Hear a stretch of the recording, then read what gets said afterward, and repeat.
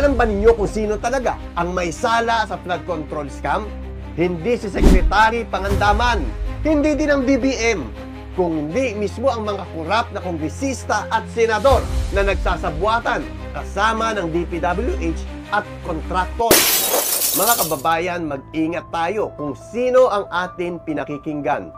Dahil kung ang mga leader mismo sa Senado ang magdadala ng kasinungalingan, paano pa tayo makakaasa ng hustisya?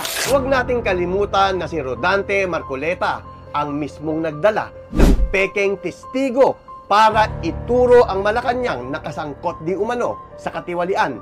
Pekeng testigo, pekeng kwento. Yan ang klase ng politika na niluluto ni Rodante Marcoleta.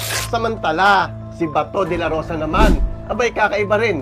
Imbis na bantayan ang interes ng bayan, pilit niyang ipinagtatanggol ang mga kapwa niya DDS na senador.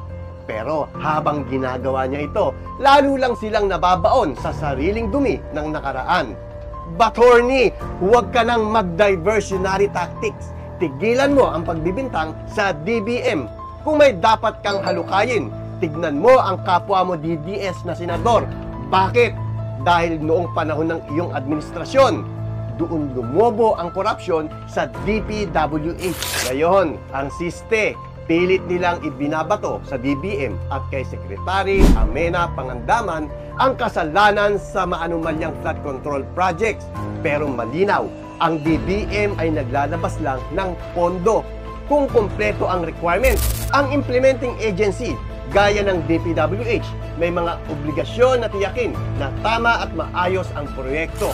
Hindi superpower ang DBM para mag-check ng blueprint ng flood control o ng specs ng laptop ng DICT. Hindi nila mandato yon. Mandato ng COA yon. Sino ang dapat managot? Siyempre, hindi ang DBM. Diversionary tactics lang yan.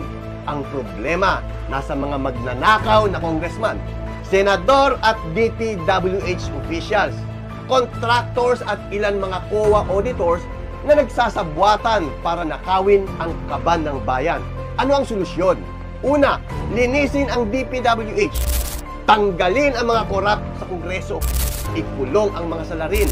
At ang higit sa lahat, huwag nang ibotong muli ang mga politikong paulit-ulit lang tayong ninanakawan.